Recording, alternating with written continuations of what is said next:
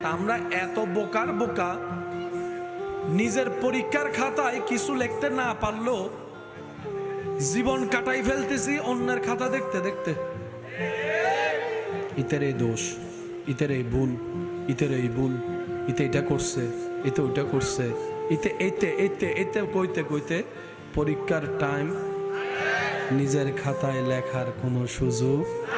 আর বুদ্ধিমানরা অন্যের লাখিসের দিকে মনোযোগ দেয় না, অন্যের খাতার দিকে মনোযোগ না দিয়ে রবের উপর সর্বোচ্চ ভরসা রেখে নবী রাহমাতুল্লিল আলামিনের আদব প্রেমকে অন্তরে জায়গা দিয়ে নেক আমলের খাতায় নিজে কিছু লেখার চেষ্টা করে।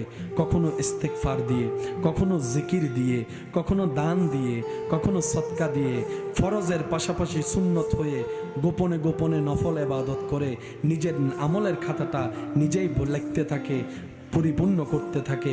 এই আশায় জানি আমার এমন কোনো আমল নাই যেটা আমার রবকে খুশি করতে পারে, আমি সেটা বিশ্বাস করি, স্বীকারও করি।